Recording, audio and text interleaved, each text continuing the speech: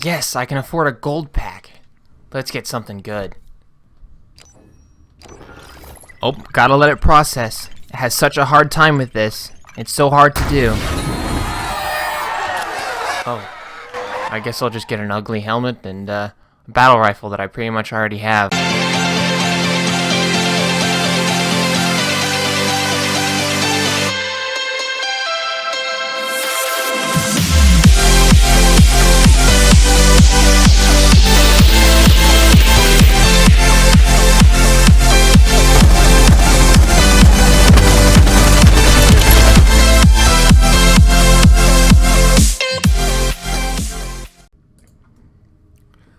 So, I think that the Halo 5 rec system is killing the Halo franchise, and that it's going to cause the player count to drop severely over time. And the problem is that you can't work up to anything. In the older games, you would work up to rank up because you wanted the new armor, or you wanted the new species of elite, as for Halo Reach. But in Halo 5, there's nothing you can work up to. No matter how long you play, there's a chance that you won't get the helmet you want. You won't get the gun that you want. And that's the problem with this new rec system. The only way you can make sure you get all of the helmets you want is if you go and spend real money on it. So I'll talk about the premium purchases later, but for now I'm just going to talk about the helmets.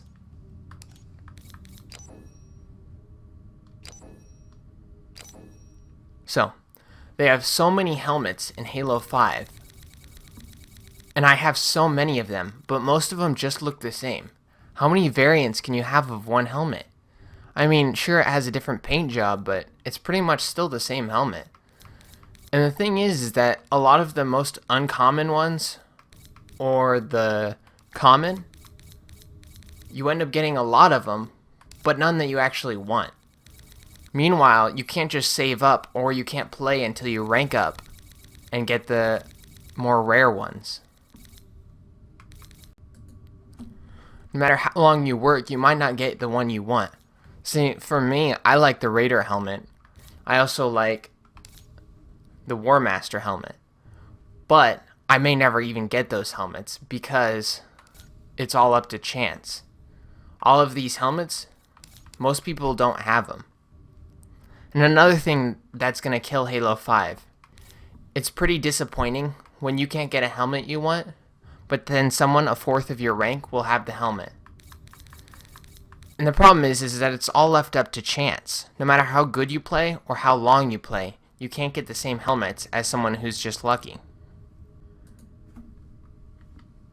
So, as far as the premium purchases go, I think they just encourage people to spend real money on it, which, I mean, is the point, but it hurts everyone else who doesn't want to spend real money on it.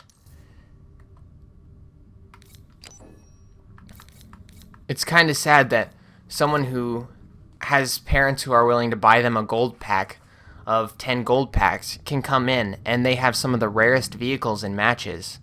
But as for me, I have a hard time getting a Wraith because I wasn't lucky enough to get one unlocked. And another thing, they come out with these packets every so often that will have special items in them. Kind of like they did the Team Noble pack. Well, right now they have the Prophet's Bane pack. And 100,000 rec points is way too much to save up to before this goes out of stock. So, if I actually want to get this, I'd have to play 24/7, or I'd have to spend $10 to get this pack.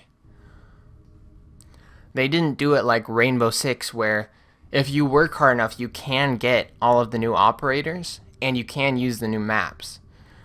What Halo did is they made it so that you have to spend money if you want to be equal with the other players in the matches.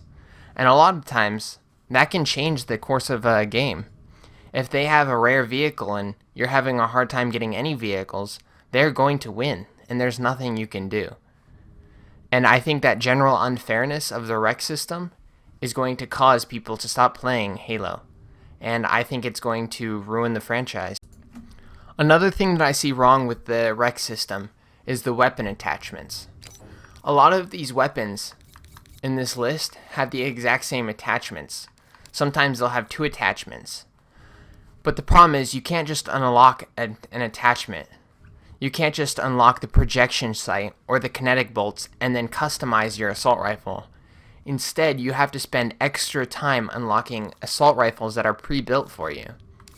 I mean, why is it that I already have the kinetic sight on this one, but I can't get it on one with a scope? I should be able to just customize assault rifles, or any weapon for that matter.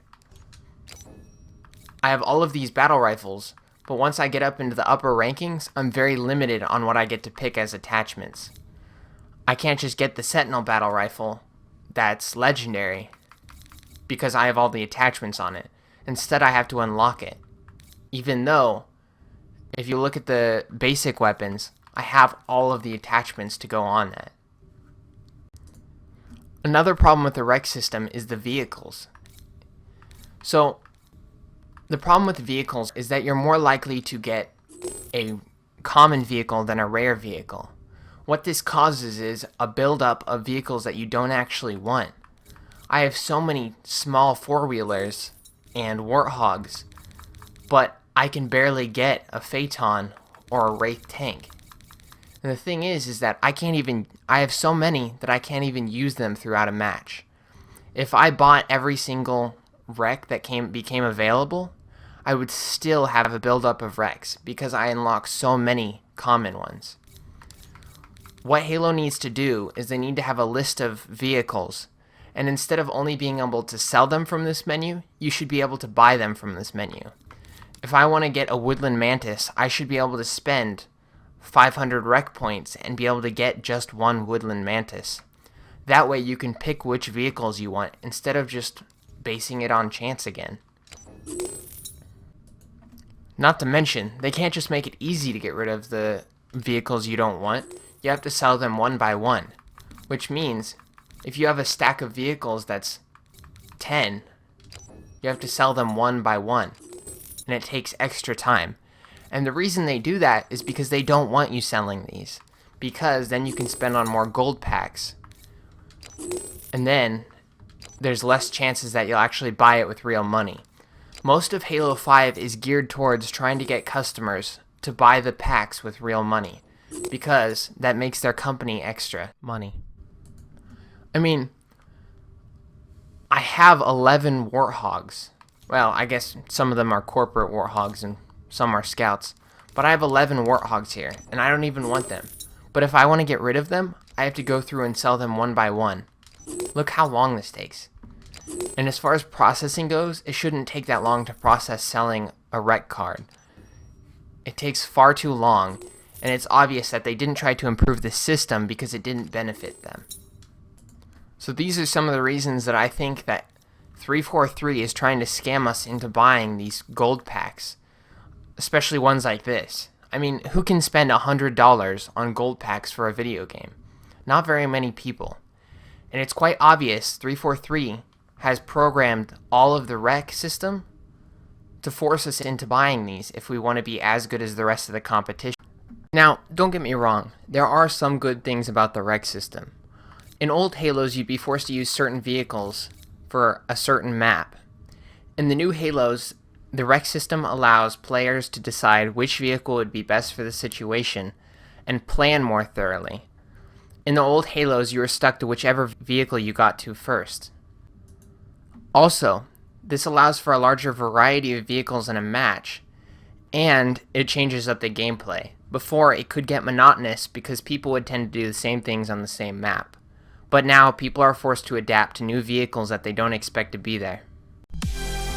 Hey guys, if you enjoyed this video, like and subscribe, and click on the moon to see more.